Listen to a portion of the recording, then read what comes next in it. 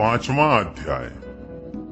भगवान के यश कीर्तन की महिमा और देवर्षि नारद जी का पूर्व चरित्र। सूत जी कहते हैं, तदनंतर सुख पूर्वक बैठे हुए वीणा पाणी परम यशस्वी देवर्षि नारद ने मुस्कुराकर अपने पास ही बैठे ब्रह्मर्षि व्यास जी से कहा।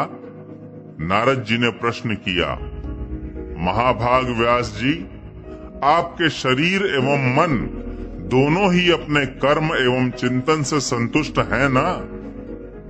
अवश्य ही आपकी जिज्ञासा तो भली भांति पूर्ण हो गई है, क्योंकि आपने जो यह महाभारत की रचना की है वह बड़ी ही अद्भुत है। वह धर्म आदि सभी पुरुषार्थों से परिपूर्ण है। सनातन ब्रह्म तत्व को भी आपने खूब विचारा है और जान भी लिया है। फिर भी प्रभु, आप अकृतार्थ पुरुष के समान अपने विषय में शोक क्यों कर रहे हैं? व्यास जी ने कहा, आपने मेरे विषय में जो कुछ कहा है वह सब ठीक ही है। वैसा होने पर भी मेरा हृदय संतुष्ट नहीं है। पता नहीं इसका क्या कारण है। आपका ज्ञान अगाध है। आप साक्षात ब्रह्मा जी के मानस पुत्र हैं। इसलिए मैं आपसे ही इसका कारण पूछता हूँ। नारद जी, आप समस्त गोपनीय रहस्यों को जानते हैं, क्योंकि आपने उन पुराण पुरुष की उपासना की है जो प्रकृति पुरुष दोनों के स्वामी हैं और असंग रहते हुए ही अपने संकल्प मात्र से गुणों के द्वारा संसार की सृष्टि, स्थिति और प्रलय करते रहते हैं। आप सूर्य की भांति तीनों लोकों में भ्रमण करते रहते हैं और योग बल से प्राण वायु के समान सबके भीतर रहकर अंतःकरणों के साक्षी भी हैं। योगानुष्ठान और नियमों के द्वारा परब्रह्म और शब्द ब्रह्म दोनों की पूर्ण प्राप्ति कर लेने पर भी मुझ में जो बड़ी कमी है उसे आप कृपा करके बतलाइए। नारद जी ने कहा, व्यास जी, आपने भगवान के निर्मल यश का गान प्रायः नहीं किया। मेरी ऐसी मान्यता है कि जिससे भगवान संतुष्ट नहीं होते वह शास्त्र या ज्ञान अधूरा है। आपने धर्म आदि पुरुषार्थों का जैसा निरूपण किया है, भगवान श्री कृष्ण की महिमा का वैसा निरूपण नहीं किया। जिस वाणी से, चाहे वह रस भाव अलंकार आदि से युक्त ही क्यों न हो, जगत को पवित्र करने वाले भगवान श्री कृष्ण के यश का कभी गान नहीं होता, वह तो कौओं के लिए उच्छिष्ट फेंकने के स्थान के समान अपवित्र मानी जाती है। मानसरोवर के कमनीय कमलवन में विहरने वाले हंसों की भांति ब्रह्म धाम में विहार करने वाले भगवत चरणार विंदाश्रित परमहंस भक्त कभी उसमें रमण नहीं करते। इसके विपरीत, जिसमें सुंदर रचना भी नहीं है और जो दूषित शब्दों से युक्त भी है, परंतु जिसका प्रत्येक श्लोक भगवान के सुयश सूचक नामों से युक्त है, वह वाणी लोगों के सारे पापों का नाश कर देती है। क्योंकि सत्पुरुष ऐसी ही वाणी का श्रवण, गान और कीर्तन किया करते हैं। वह निर्मल ज्ञान भी जो मोक्ष की प्राप्ति का साक्षात साधन है, यदि भगवान की भक्ति से रहित हो तो उसकी उतनी शोभा नहीं होती। फिर जो साधन और सिद्धि दोनों ही दशाओं में सदा ही अमंगल रूप है, वह काम्य कर्म और जो भगवान को अर्पण नहीं किया गया है, ऐसा अहेतुक निष्काम कर्म भी कैसे सुशोभित हो सकता है? महाभाग व्यास जी, आपकी दृष्टि अमोघ है। आपकी कीर्ति पवित्र है। आप सत्य परायण एवं दृढ़ व्रत हैं।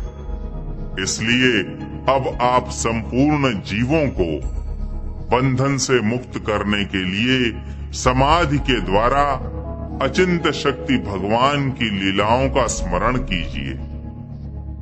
जो मनुष्य भगवान की लीला के अतिरिक्त और कुछ कहने की इच्छा करता है, वह उस इच्छा से ही निर्मित अनेक नाम और रूपों के चक्कर में पड़ जाता है। उसकी बुद्धि भेदभाव से भर जाती है। जैसे हवा के झकोरों से डगमगाती हुई डोंगी को कहीं भी ठहरने का ठौर नहीं मिलता, वैसे ही उसकी चंचल बुद्धि कहीं भी स्थिर नहीं हो पाती। संसारी लोग स्वभाव से ही विषयों में फंसे हुए हैं। धर्म के नाम पर आपने उन्हें निंदित सकाम कर्म करने की भी आज्ञा दे दी है। यह बहुत ही उल्टी बात हुई, क्योंकि मूर्ख लोग आपके वचनों से पूर्वोक्त निंदित कर्म को ही धर्म मानकर यही मुख्य धर्म है ऐसा निश्चय करके उसका निषेध करने वाले वचनों को ठीक नहीं मानते। भगवान अनंत हैं। कोई विचारवान ज्ञानी पुरुष ही संसार की ओर से निवृत्त होकर उनके स्वरूप भूत परमानंद का अनुभव कर सकता है। अतः जो लोग पारमार्थिक बुद्धि से रहित हैं और गुणों के द्वारा नचाए जा रहे हैं, उनके कल्याण के लिए ही आप भगवान की लीलाओं का सर्वसाधारण के हित की दृष्टि से वर्णन कीजिए। जो मनुष्य अपने धर्म का परित्याग करके भगवान के चरण कमलों का भजन सेवन करता है, भजन परिपक्व हो जाने पर तो बात ही क्या है। यदि इससे पूर्व ही उसका भजन छूट जाए तो क्या कहीं भी उसका कोई अमंगल हो सकता है। परंतु जो भगवान का भजन नहीं करते और केवल स्वधर्म का पालन करते हैं, उन्हें कौन सा लाभ मिलता है। बुद्धिमान मनुष्य को चाहिए कि वह उसी वस्तु की प्राप्ति के लिए प्रयत्न करे जो तिनके से लेकर ब्रह्मा पर्यंत समस्त ऊंची नीची योनियों में कर्मों के फलस्वरूप आने जाने पर भी स्वयं प्राप्त नहीं होती। संसार के विषय सुख तो जैसे बिना चेष्टा के दुख मिलते हैं, वैसे ही कर्म के फल रूप में अचिंत्य गति समय के फेर से सबको सर्वत्र स्वभाव से ही मिल जाते हैं।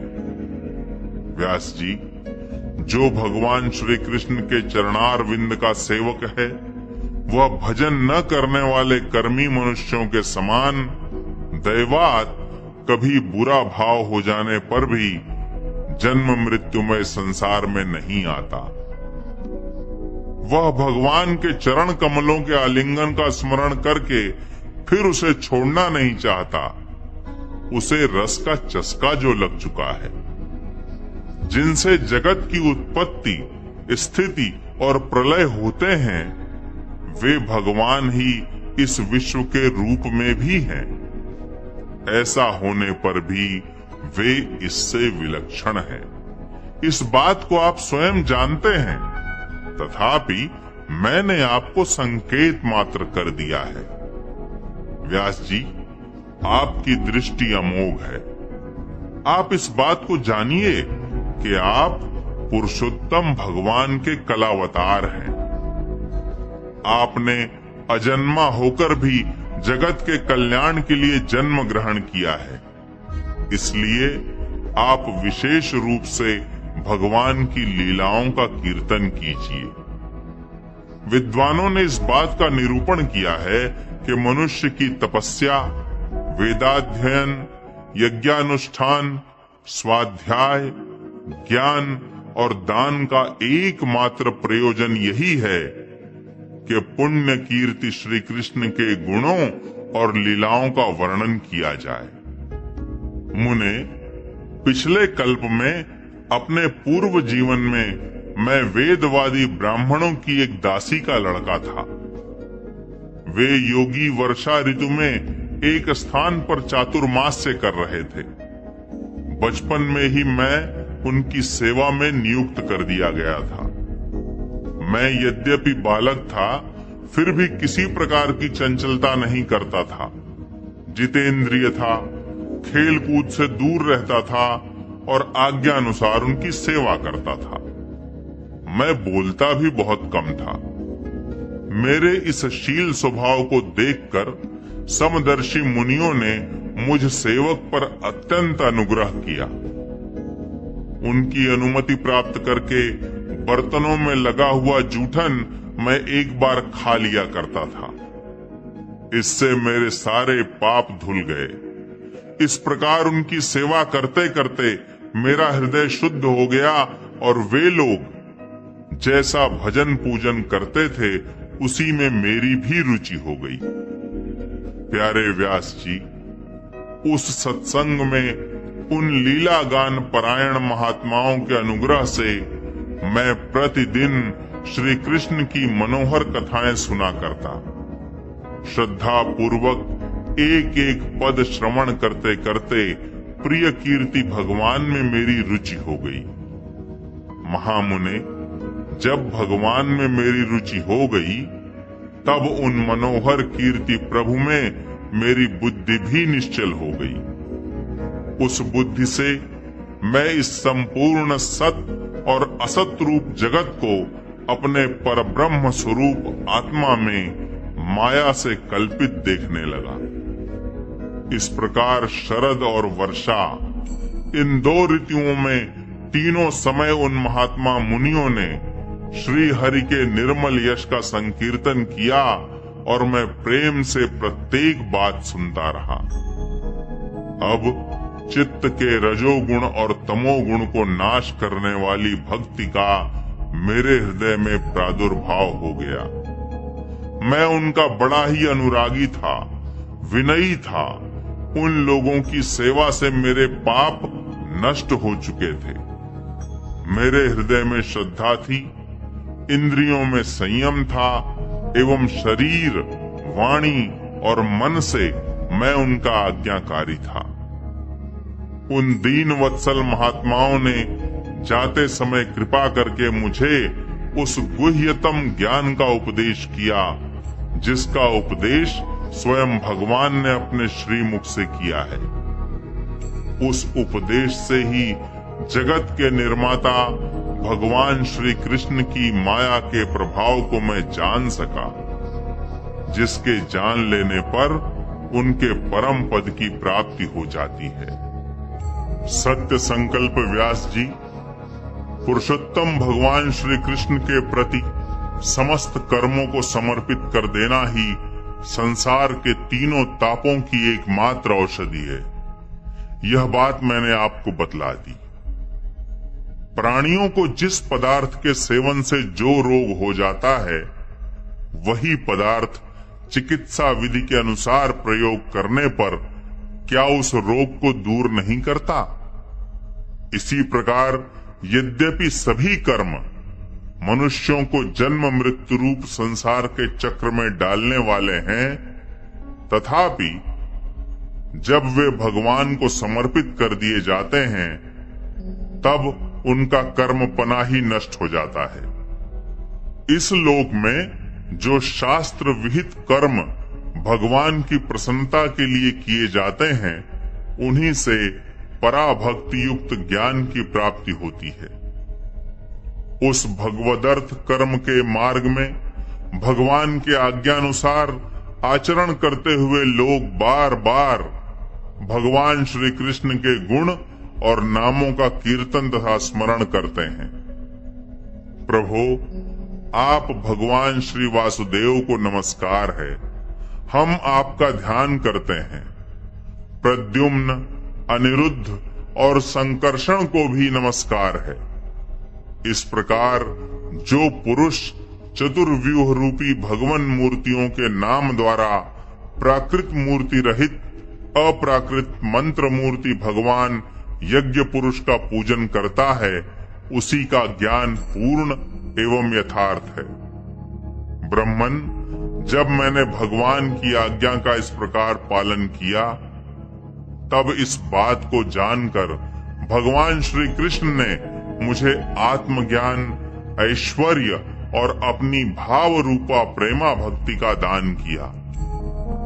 व्यास जी, आपका ज्ञान पूर्ण है।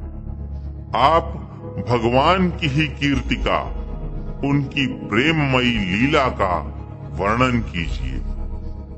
उसी से बड़े बड़े ज्ञानियों की भी जिज्ञासा पूर्ण होती है।